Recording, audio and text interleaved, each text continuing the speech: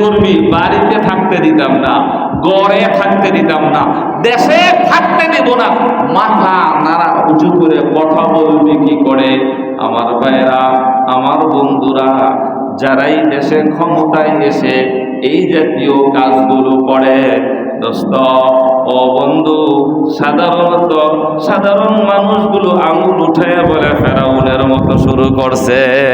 কথা ঠিক না বেঠিক? ফেরাউনের মতো শুরু করছে। বা শুনে রাখো, বুঝে রাখো, ফেরাউনও চিরজীবন বেঁচে থাকে নাই, ফেরাউন চিরজীবন ক্ষমতা ধরে রাখতে পারে নাই। ফেরাউনের বিরুদ্ধেও আল্লাহ পাক একজন নেতার করে ফেরাউন রে, তোমার মতো ফেরাউন রে একেবারে নীল নদের মধ্যে ডুবাইয়া মারছে। আমার ভাইয়েরা, ফেরাউনের ক্ষমতা টিকিয়ে রাখার জন্য সেই সবচেয়ে বড় অপরাধ যেটা করছে, প্রতিপক্ষকে সবসময় ঘায়েল করে রাখছে, দুর্বল করে রাখছে। আমার ভাইয়েরা, আমার বন্ধুরা, দুর্বল করার সিস্টেম কি? পুরুষদেরকে মারা দিয়েছে, পুরুষদেরকে মারছে। ক্ষমতা যদি আমরা শুনতে কথা যদি বলতে যাই, তাহলে বলা যাবে এমন ভাবে, এদেশে যত গুম হয়েছে, যত খুন হয়েছে, মহিলাদের তুলনায় পুরুষ বেশি হয়েছে না মহিলা বেশি হয়েছে? পুরুষ বেশি হয়েছে, পুরুষ বেশি হয়েছে। আমার ভাইয়েরা, তাদেরকে খুন করছে। কেন খুন করছে? যেন প্রতিপক্ষ মাথা না উঠাইতে পারে। আপনারা বলতে পারেন, ফেরাউন তো বাচ্চা লগে লগে মেরে দিচ্ছে, আর আমগো তো লগে লগে মারে নাই, বড় গুলিরে মারছে। নেতৃত্ব দিবি কেন? এক নেতা শেষ করে দেব, পুরা এলাকা ঠান্ডা হয়ে যাবে। কথা ঠিক না বেটি? এটাই তো ঠিক, এটাই তো বাস্তব। আমার ভাইয়েরা, এই নেতৃত্ব প্রতিপক্ষকে দুর্বল ঘায়েল করার নেতৃত্ব হচ্ছে ফেরাউনি চক্রান্ত, ফেরাউন মার্কা ক্ষমতা। কথা ঠিক না বেঠিক? এজন্য আল্লাহ পাক কিয়ামত পর্যন্ত আনেওয়ালা উম্মতকে বুঝাইবার জন্য, ইমানদার মুসলমানদেরকে জানাইবার জন্য এই ঘটনা কুরআন শরীফের মধ্যে রেখে দিয়েছেন। আর বেশি বলা যাচ্ছে না। রব্বুল আলামিন বলেন, ইন্নাহু কানা মিনাল মুফসিদিন। ফেরাউন কখনো মানুষের মধ্যে শান্তির ব্যবস্থা করে নাই, সব সময় ফাসাদ সৃষ্টিকারী ছিল, সব সময় জমিনের মধ্যে ফিতনা আর ফাসাদ দিয়ে ভরপুর করে রাখত। ইন্নাহু কানা মিনাল মুফসিদিন। আমার ভাইয়েরা, এ ছিল ফেরাউনের চিন্তা চেতনা। ক্ষমতা ধরে রাখার জন্য যা যা করণীয়, এই সিদ্ধান্তের মধ্যে মানুষ হত্যা করতে সে কোনোদিন দ্বিধাবোধ করে নাই। কিন্তু আল্লাহ পাকের তো একটা ফায়সালা আছে, কয়দিন হত্যা করবি, কয়দিন আর মজলুমকে এভাবে জুলুম করবি, কয়দিন জুলুম করবি। একটা মূলনীতি আপনাদের কাছে শোনাইতে চাই। মূলনীতি, ঘটনা যাই শুনি যাই ঘটুক, একটা মূলনীতি সবার মনে রাখতে হবে। আল্লাহ পাক গোটা দুনিয়ার মালিক। আল্লাহ পাকের শক্তির বিরুদ্ধে কেউ মোকাবেলা করে এমন শক্তি অতীতেও ছিল না, বর্তমানেও নাই, আগামী কিয়ামত পর্যন্ত কেউ এই ক্ষমতা দেখাবে এমন এখনো জন্ম নেয় নাই, আর জন্ম নিবেও না। তবে আল্লাহ পাকের একটা দস্তুর হলো, আল্লাহ পাকের একটা ফায়সালা হলো এমন যে কেউ যদি খোদা দাবি করে, কয় আমি খোদা, আল্লাহ এরে বাঁচায় রাখে, এরে কিচ্ছু করে না। কারণ খোদা দাবি কইরা সে আসল খোদা হতে পারবে না, মিথ্যা খোদা। কিন্তু জমিনের মধ্যে যখন কেউ জালেম হয়, যখন কোনো মানুষের উপর জুলুম করে, আল্লাহ পাক বলে আমি তাকে সাময়িক ছাড় দেই, কিন্তু ছেড়ে দেই না। আল্লাহ পাকের ফায়সালা হলো সাময়িক সময় ছেড়ে দিয়ে তাকে শুধরাইবার জন্য সে ফিরে আসুক, ঘুরে আসুক সময় দেয়, সাথে সাথে তাকে ধরে না। কিন্তু কোন জালেমকে আল্লাহ পাক ছাড় দেন না, জালেমের বিচার আল্লাহ পাক দুনিয়ায় করে নেয়। জালেমের বিচার কই হয়? দুনিয়ায় হয়। অন্য সমস্ত পাপ করলে এটা আখেরাতে নিয়ে করব, কিন্তু জালেমের বিচার আল্লাহ পাক দুনিয়ায় করবে। এটাই আল্লাহ পাকের ফায়সালা, এটাই আল্লাহ পাকের দস্তুর, এটাই আল্লাহ পাকের সিস্টেম। মুসলমান ভাইয়েরা, আমার বন্ধুরা, ফেরাউন খোদা দাবি করছে, আল্লাহকে কর, কোনো সমস্যা নেই। হে খোদা দাবি কইরা আল্লাহর কাছে অনেক কিছু এটা আবার চাইয়া শুইয়া আনছেও। আল্লাহ, আমি যে খোদা দাবি করছি দুনিয়ার সবাই না জানলেও আমি যে বন্ড খোদা, আমি যে আসলে খোদা হওয়ার কোনো ক্ষমতা নেই, এটা আমিও জানি, তুমিও জানো। কিন্তু আমার তো একটা ইজ্জতের সম্মানের অবস্থা দাঁড়াইছে, আমি তো খোদা দাবি করে লেছি, শাস্তি যা দেওয়ার তুমি মরার পরে দিও, কিন্তু আমারে কিছু সহযোগিতা তুমি কইরা আমার খোদা দাবিটা, খোদাইটা টিকায় রাখার জন্য ব্যবস্থা দিও। আমার ভাইরা, মাঝে মধ্যে পাহাড়ের দুই পাহাড়ের পাদদেশে যাইয়া, একেবারে শহর থেকে বাহিরে যাইয়া ভোররাত্রে যে সময় আল্লাহ কাছাকাছি থাকে, এই সময় দোয়া কইরা বৃষ্টি টিষ্টি এটা সেটা অনেক সময় আল্লাহরে দিয়া করাইয়া নিজেটা বলে চালাই দিত। যাই হোক, কিন্তু যখন সে জালেম বিবেচিত হয়েছে তখন আর ছাড় দেয় নাই, ছাড়ে নাই। তো আল্লাহ পাকের ফয়সালা হলো, আল্লাহ পাক ছাড় দেয়, ছেড়ে দেয় না। এটাই আল্লাহ পাক আমাদেরকে বুঝাইতে চাবে, ইন্নাহু কানা মিনাল মুফসিদিন। কিন্তু আল্লাহ পাক বলেন, আমারও তো একটা ইচ্ছা আছে এই জমিনের উপরে, দুনিয়ার মধ্যে আমারও তো একটা ইচ্ছা আছে যে কি করব। রব্বুল আলামিন তার নিজের ইচ্ছা বলেন, ওয়ানুরিদু আন নামুন্না আলাল্লাযীনা ইসতুদঈফু ফিল আরদ ونجعلهم أئمة ونجعلهم الوارثين الله أكبر মুসলমান ভাইরা, আমার বন্ধুরা, আল্লাহ পাক বলতেছেন, আমারও একটা ইচ্ছা আছে। ও ফেরাউন, ও হামান, ও ফেরাউন হামানের উদ্যতর কর্মকর্তারা, তোমরা যেভাবে চাইতেছ তোমার প্রতিপক্ষর ছোট ছোট বাচ্চাকে হত্যা করে দিয়া অদূর ভবিষ্যতে তারা যেন কোনো ক্ষমতায় না আসতে পারে, তুমি আজীবন ক্ষমতায় থাকতে চাও, তুমি পারবা না। আমারও একটা ইচ্ছা আছে। ওই ইচ্ছা হলো আন্নামুন্না আলাল্লাযীনা ইসতুদঈফু ফিল আরদি, জমিনে তুমি যাদেরকে দুর্বল করে রেখেছ, যাদেরকে দুর্বল বানিয়ে রেখেছ, আমি তাদেরকেই আমি জমিনের ক্ষমতা দান করব। সিদ্ধান্তটা কার? জোরে বলেন, ওয়ানুরিদু আন নামুন্না আলাল্লাযীনা ইসতুদঈফু ফিল আরদি, জমিনে তুমি যাদেরকে দুর্বল করে রেখেছ, আমি সিদ্ধান্ত নিয়েছি তাদেরকে আমি জমিনের মধ্যে নেতৃত্ব দিব। ফিল আরদি ওয়া নাজআলাহুম আইম্মাতান। আপনারা ভালো করে বুঝবেন, ইমামের বহু বচন হইল আইম্মা, ইমামের বহু বচন আইম্মা। আপনার মসজিদের এক ইমাম, হে মসজিদের এক ইমাম। যদি আরো 5টা মসজিদের ইমাম এখানে আসে তাহলে বলবে, আরবিতে বলবে, অনেক মসজিদের আইম্মা একসাথে হয়েছে, অনেকজন ইমাম একসাথে হয়েছে। তো এক ইমামের বহু বচন হলো আইম্মা। আর আপনারা সবাই তো মনে হয় জানেন যে ইমামের অর্থ নেতা। ইমাম অর্থ কি জানেন না? ইমাম অর্থ কি? নেতা। ইমাম অর্থ কি? বিশ্বাস হয়? ইমাম অর্থ যে নেতা, এটা কি বিশ্বাস করতে কষ্ট হয়? যদি বিশ্বাস করতে কষ্ট হয় তাহলে তো কপাল ফুটছে, একেবারে পুরোটাই পড়ছে।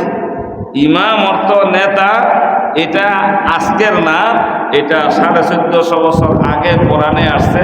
কোরআনের হাজার হাজার বছর পূর্বের যে ঘটনা ঘটছে, আল্লাহ পাক যাদেরকে নেতৃত্ব দিয়েছেন, এই ভাষাই বলছেন আল্লাহ তাদেরকে আইম্মা, অর্থাৎ জমিনের নেতৃত্ব তাদেরকে দিবে।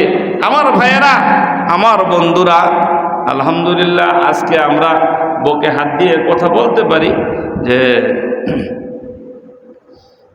কথা বলতে গেলে এখন আর আঙুল দিয়ে কি বলেন, সাবধানে বললেন, কি বলেন বুঝা বললেন, কি বলেন চিন্তা করে বললেন, কি বলেন এমনে বললেন, কি বলেন এমনে বললেন, এগুলো বলার মতন এখন আর দুঃসাহস বাংলার জমিনে কারো নাই। এখন মনে করে যে না ইমামদা মোল্লারা মৌলবীরাও এই দেশের মানুষ, যারা এই ব্যাপারে চিন্তার মধ্যে চুল পরিমাণ একটু কম করে, হুজুরও কি মানুষ, হুজুরও কি কিছু পারবে, তারা দেখা দরকার আসলে যে হুজুররা কিছু পারে, হুজুরও কিছু পারে। হুজুরগো এখন গণে, হুজুরগো এখন গণে। এই গণাটা আগে থেকেই গণা দরকার ছিল। যারা গণা বন্ধ করে দিবে, যেই ক্ষমতাসীন ক্ষমতায় আসলে মোল্লা আর মৌলবী টুপি আর দাড়িওয়ালাদেরকে ইজ্জত আর সম্মান কম দিবে, তাদের কপালের লাঞ্ছনা জীবনে শেষ হবে না। রব্বুল আলামিন বলেন ওয়া নুরিদু আন নামুন্না আলাল্লাযীনা ইসতুদঈফু ফিল আরদি ওয়া নাজআলাহুম আইম্মাতান ওয়া নাজআলাহুমুল ওয়ারিসিন। রব্বুল আলামিন বলেন আমি ইচ্ছা করলাম যাদেরকে তোমরা দুর্বল মনে করো, বাস্তবে মিলবে, মিলাই দিবেন। খালি ওই বেড়ার মতো না যে ভাইও আপনার আতো কি কয় হাঁস, আপনার বাপের বুটকুটা দিলাম বাস, কয় মিলছে। আরেকজনে গিন্টু দিছে, আমার ভাইয়েরা কয় এইভাবে মিলে নাই, জোর করে মিলাইব, কোন জোর করে মিলান লাগবে না, বাস্তবে মিলতে হবে, মিলবে। আল্লাহ পাক বলছেন যাদেরকে তোমরা দুর্বল মনে করো তাদের হাতে আমি ক্ষমতা দিব। আল্লাহ যদি বর্তমান সময়েও দুর্বলদের হাতে ক্ষমতা দিতে চায়, কারো ক্ষমতা আছে সেই ক্ষমতাকে আটকায় রাখে নাই, পারবে না। তবে ইনশাআল্লাহ আপনার কাছে খালি একটা দোয়া বিশেষ করে চাওয়া দরকার, সেটা হলো আমরা যারা বিভিন্ন দলে বিভক্ত হয়ে গেছি, খালি এক জায়গায় একটা বাক্স করতালেই চলবে। একটা বাক্স যদি হয় তাইলে আর বাকিদের বেল থাকবে না ইনশাআল্লাহ। এটা বর্তমান মাটি, বর্তমান আলো, বাতাস সব কিছু একটাই দেখতে চায়। বহু দল দেখা হয়েছে স্বাধীন হওয়ার পর থেকে, বহু দল দেখছি আমরা, কথা ঠিক না? আমরা নৌকাও দেখছি, আমরা দানের শীষ দেখছি, আমরা আমার ভাইরা লাঙ্গল দেখছি, কেউ ইজ্জতের সাথে যাইতে পারে নাই। এখন দেখার বাকি হইল হাত পাকা বলেন, রিক্সা প্রতীক বলেন, আর ইসলামী দলের যে কোনো প্রতীক হোক, ইসলামী দল আসলে কেমন হয় এটা দেখার বাকি রয়েছে। আমরা ইনশাআল্লাহ আমরা আগামীর দিনে, আগামীর বাংলাদেশে তাদেরকে দেখব। যদি আমাদের ইচ্ছাটা এমন হয়ে যায় তাহলে আল্লাহর ইচ্ছার সাথে মিলে যাবে। আল্লাহ ইচ্ছা করেছে, কারণ জমিনের মধ্যে, এই জমিনের মধ্যে মোল্লা মৌলবীকে দুর্বল মনে করা হইতো, ইমামের চেয়ে দুর্বল আর মনে পুরা মহল্লার মধ্যে কেউ নাই। যা খুশি তা, আপনার পর্যন্ত বলতেছি না, এখানকার অনেক জায়গায় ইমাম সাহেব এটাও একটা চাকরি, জোহরের সময় আছে, আসরের সময় নাই, হুজুর নাই, আপনি নাই, বাস্তবে নাই। আমার ভাইয়েরা জীবনে মাদ্রাসায় বাবায় পড়ায়া এই অভিজ্ঞতাটা হয়েছে। এক এ পর্যন্ত 2-3 জায়গায় যাই চাকরি করলাম, এক জায়গা থেকে খালি নিজে গেছি, বাকি 2 জায়গায় আমি জোহরের সময় জানি না যে আমার আসরের সময় চাকরি থাকবো না। কারণ কি? কারণ আহামরি কিছু না, কারণ হলো আপনি কেল্লিগা উমুকরে একটু বাঁচায়া কথা কইলেন না, উমুকের বিরুদ্ধে গেল কেন? আমার ভাইয়েরা কসম খোদা, আল্লাহ পাক এ পর্যন্ত যেখানে থাকছি কেউরে বাঁচায়া আর কেউরে হতায়া এমন না, যা বাস্তবতা তা বলা এটাই ছিল আমার অপরাধ। চলে গেছে, কি হয়েছে আলহামদুলিল্লাহ। আবার ইজ্জতের সাথে আল্লাহ পাক আরেক জায়গায় বসাই দিছে। তো ইমামতিদের ব্যাপারে এদেরকে দুর্বল বলা হয়, এদের বিরুদ্ধে এসে থাকো বাদশা 14 গোষ্ঠী কেউ আয়া দাঁড়ায় না, এই হুজুরের চাকরিটা কেন না করলেন, এটা দাঁড়ায় না, সিস্টেম নাই। কিন্তু আমার ভাইয়েরা এদেরকে দুর্বল মনে হয়, আলেম উলামাদেরকে দুর্বল মনে হয়, টুপি দাড়িওয়ালাকে দুর্বল মনে করা হয়। আল্লাহ পাক বলেন ওয়ালা জাআলাহুম আইম্মাতান ওয়ালা জাআলাহুমুল ওয়ারিসিন। ওয়ারিসিন, শুধু খালি তাদেরকে নেতৃত্ব দিবে তা না, জমিনের ওয়ারিস অর্থাৎ মিরাস আল্লাহ পাক জমিনকে উত্তরাধিকারী সূত্রে তাদেরকে মালিক বানায় দিবে। উত্তরাধিকারী সূত্রে, কিন্না দরজা আমরা মালিক হতে পারবো না। আল্লাহ পাক বলেন উত্তরাধিকারী সূত্রে তাদেরকে মালিক বানায় দেওয়া হবে। কারণ হলো আমার ভাইয়েরা, আমার বন্ধুরা, কারণ হলো এই জমিনে আল্লাহ পাক যাদেরকে খেলাফতের দায়িত্ব দিয়েছিলেন তারা ছিল নবী রাসূল। তারা ছিল কারা? নবী রাসূল। আল্লাহ পাক জমিনের মধ্যে যখন মানব সৃষ্টি করে পাঠাইবেন তখন আল্লাহ পাকের সিদ্ধান্ত ছিল ইন্নী জাইলুন ফিল আরদি খলিফা। আল্লাহ জমিনে খলিফা পাঠাইবেন। জমিনে আল্লাহ পাক খলিফা পাঠায়া জমিনের মধ্যে দ্বীনের কাজ করাবেন, ইসলামের কাজ করাবেন। এই খলিফার প্রথম সারি ছিল নবী রাসূল। প্রথম সারি কারা বলেন? নবী রাসূল। নবীদেরকে রাসূলদেরকে খলিফা বলা হয়। আর সমস্ত নবী আর রাসূলদের খলিফা হলো উলামায়ে কেরাম। সমস্ত নবী আর রাসূলদের খলিফা কারা বলেন? ইন্নাল উলামা ওয়ারাসাতুল আম্বিয়া ওয়া ইন্নাল আম্বিয়া লাম ইউওয়ারিসু দিনারান ওয়ালা দিরহামা ওয়া ইন্নামা ওয়ারাসুল ইলমা ফামান আখাযাহু আখাযা বিহাজ্জিন ওয়াফির। আমার ভাইয়েরা, কথা লম্বা হয়ে যাচ্ছে, অন্যদিকে চলে যাচ্ছে, কিন্তু যদি আমরা এই আয়াতের ব্যাখ্যা বুঝতে চাই, ওয়া নুরিদু আন্না মুন্না আলাল্লাযীনা ইসতুদঈফু ফিল আরদি ওয়া নাজআলাহুম আইম্মাতান ওয়া নাজআলাহুমুল ওয়ারিসিন। নবী রাসূলরা ছিল এই জমিনের খলিফা, আর নবী রাসূলদের খলিফা হলো উলামায়ে কেরাম। যখন উলামায়ে কেরামকে দুর্বল ভাবা হবে, যখন উলামায়ে কেরামকে তুচ্ছ তাচ্ছিল্য করা হবে, তখন রব্বুল আলামিন বলে আমার ফয়সালা হলো আমি এই জাতীয় আলেম ওলামাদেরকে, দিনদার ইমানদারদেরকে আমি আল্লাহ জমিনের খেলাফত, জমিনের ক্ষমতা আবার তাদের হাতে তুলে দেব। মুসলমান ভাইরা, আমার বন্ধুরা, যেমনটা আল্লাহ পূর্বে করেছিল, যে আল্লাহ পূর্বে করে দেখাইছে সে আল্লাহ বর্তমান করে দেখাইতে পারে? জোরে বলে পারে না? আল্লাহর ক্ষমতার মধ্যে কোনো দুর্বলতা আসে নাই, আসবেও না। রব্বুল আলামিন সামনে বলেন ওয়া নুমাক্কিনা লাহুম ফিল আরদি ওয়া নুরিয়া ফিরআউনা ওয়া হামানা ওয়া জুনুদাহুমা মিনহুম মা কানু ইয়াহদারুন। আমার ভাইরা, আমার বন্ধুরা, রব্বুল আলামিন বলেন আমি পুরাপুরিভাবে আমি সহযোগিতা করতে থাকলাম, আমি তাদের পক্ষে হয়ে গেলাম।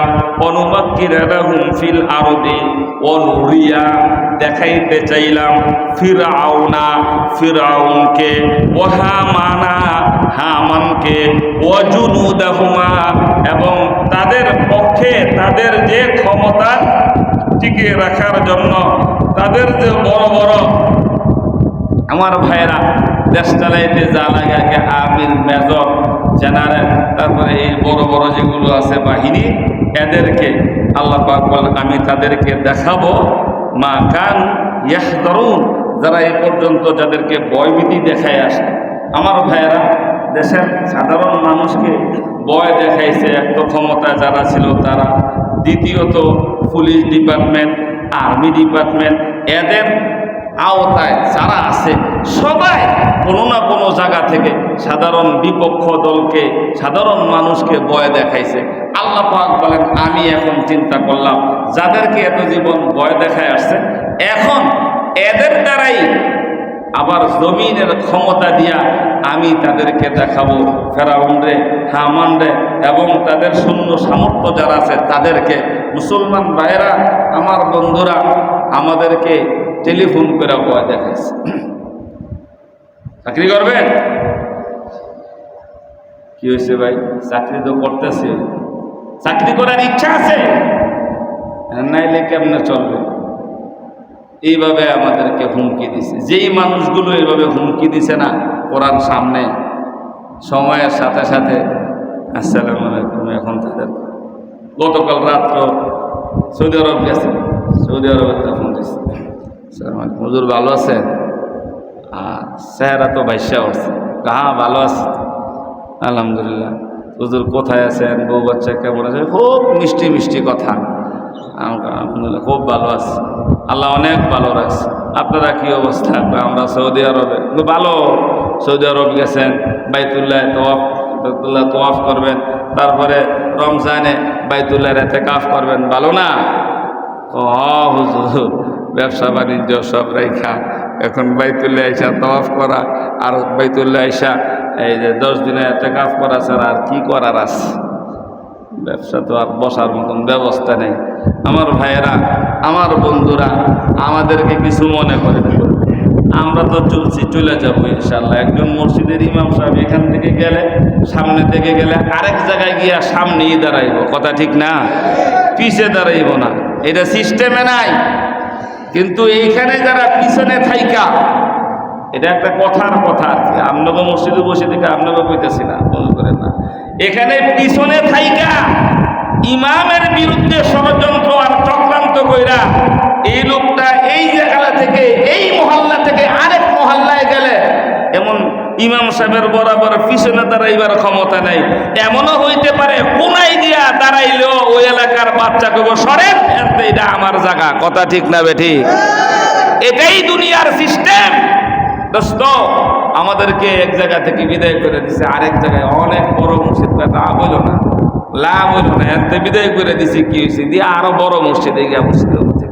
দোস্ত, কিন্তু এরা যখন নিজের জায়গা থেকে উঠে গেছে, এখন অন্য জায়গায় গিয়া বইলে হুইলে খাইলে সব জায়গায় মাল লাগে, সব জায়গায় টেহা দিয়া থাকল লাগে, কথা ঠিক না?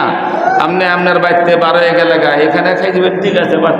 কিন্তু একজন আরেক জায়গায় গেলে যদি থাকার জায়গা দেওয়া লাগে, টেহা ফানি দাও, ফানিও টাকা দা কিনা খাওয়া লাগে, সব কিনা খাওয়া লাগে। কয়দিন কিনা খাইবেন? জান না, যত টাকার মালিক হন, পয়সা খাইলে রাজার দন শেষ হয়ে যায়।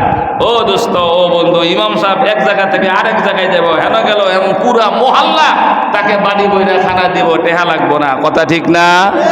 থাকা দিব, জায়গা দিব, সব দিব। আল্লাহ পাক সিস্টেম এটা রাখছে।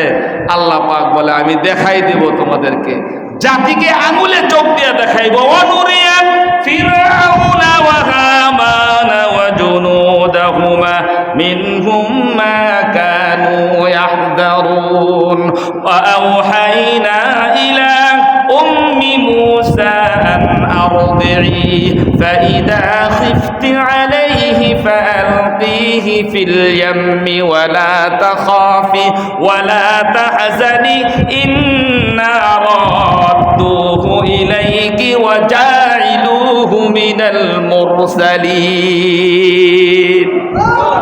ঘটনা আল্লাহ পাক সংক্ষেপে আগে একটা ভূমিকা করে দিল। সংক্ষেপ কি? এমন একজন নেতা তো লাগবে, নেতার জন্ম হয়ে গেছে। আলহামদুলিল্লাহ বলেন, নেতার জন্ম হয়ে গেছে। নেতার জন্ম হওয়ার সাথে সাথে নেতার যে মাকে আল্লাহ নির্দেশ দিয়েছে, ওয়া আওহাইনা ইলা উম্মি মূসা আন আরদি'i, ও মূসার মাতা, ও মূসার মা, তুমি তোমার সন্তান মূসাকে দুধ পান করাইতে থাকো। সময়টা ছিল এমন, পুত্র সন্তান জন্ম নেওয়ার সাথে সাথে হত্যার নির্দেশ। সন্তান হওয়ার পরে দেখে পুত্র সন্তান, মূসার মা হয়রান আর পেরেশান, পেরেশানির শেষ নাই। হায়রে, যদি এখন ফেরাউনের পক্ষ থেকে, ফেরাউনের কোনো বাহিনী আমার সন্তানকে দেখে এমন ফুটফুটে যাদের নেই, সন্তানটা হত্যা করে দিবে, পেরেশানি তো আছেই। বাচ্চা এক জায়গায় রাইখা, মা এখন আরেক জায়গায় বসা। আমার ভাইরা, আমার বন্ধুরা, অনেক পাখি এমন আছে, বাচ্চা থাকে বাসায়, পাখি থাকে বাহিরে, কয় দূর থেকে দেখাশোনা করে। মূসার মা হযরতে মূসাকে জন্ম দেওয়ার পরে আলাদা হয়ে এখন অপেক্ষা, কোন দিকে আবার কোনো শত্রু আসে কিনা। রব্বুল আলামিন হযরতে মূসা আলাইহিস সালাতু ওয়াস সালামের মার কাছে ওহী পাঠাইলেন, বার্তা পাঠাইলেন, বার্তা দিলেন, ও মূসার মা, আন আরদিহি, তুমি তোমার সন্তানকে দুধ পান করাইতে থাকো। নির্দেশ কার? আল্লাহ। মায়ের কইছে দুধ পান করাও তুমি। মার তো চিন্তা শেষ নাই। আর এ চোখের সামনে কত মানুষের পুত্র সন্তান হওয়ার সাথে সাথে হত্যা করে দিল। আল্লাহ পাক বলে নিশ্চিন্তে তুমি দুধ পান করতে থাকো। ফাইদা ফিফটি, হ্যাঁ তুমি যদি খুব বেশি ভয় মনে করো যে দেখে ফেলবো, তোমার সন্তান হত্যা করে ফেলবো, এমন বেশি ভয় করো মানুষ তো, ফাইদা ফিফটি আলাইহি সন্তানের উপর, তো ফাআলকিহি ফিল ইয়াম্মি ওয়ালা তাখাফি ওয়ালা তাহজানি, তাইলে তুমি একটা কাজ করো, ওই বাচ্চাটাকে একটা বাক্স বানায়া তুমি নীল নদের মধ্যে ছেড়ে দিও। আমার ভাইয়েরা, আমার বন্ধুরা, হযরত মূসা আলাইহিস সালাতু ওয়াস সালামের মা নির্দেশ তো আল্লাহ, এজন্য ভয়টা তেমন নাই, বিশ্বাস আছিল। ঠিক আছে সমস্যা নেই। যখন ভয় শুরু করলো তখন একটা বাক্স বানায়া বাক্সর ভিতরে হযরত মূসা আলাইহিস সালাতু ওয়াস সালামকে রাইখা দিছে নীল নদের ছাইরা। এটাও তোমার কাজ, বাকি কাজ আমার, আমি তোমার কোলে তোমার সন্তানকে ফিরাইয়া দিবই দিব।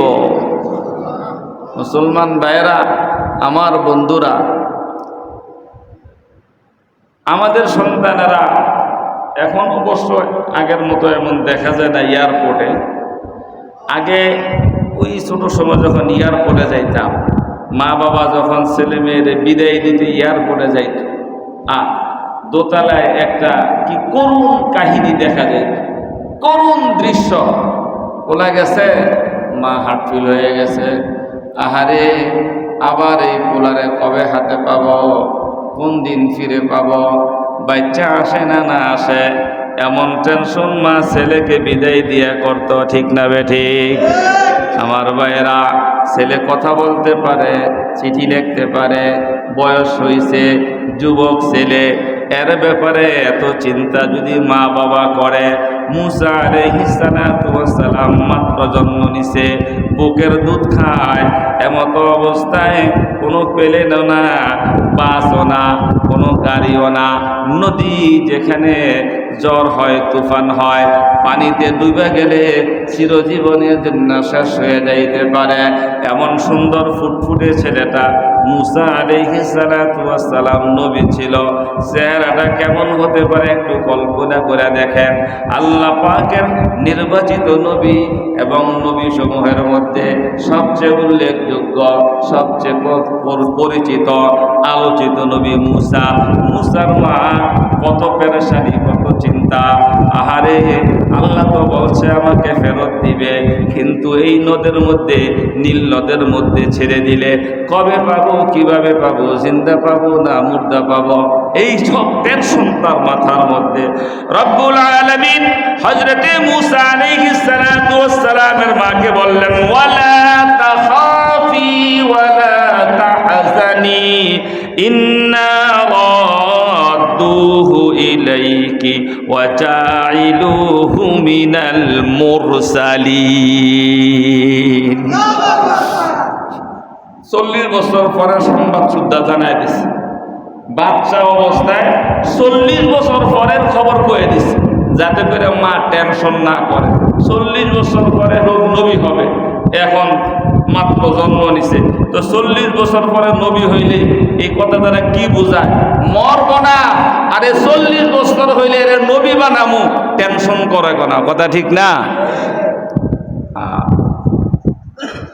আল্লাহ নবী সাল্লাল্লাহু আলাইহি ওয়াসাল্লাম এমন কিছু হাদিস আমাদের জন্য রেখে গেছেন।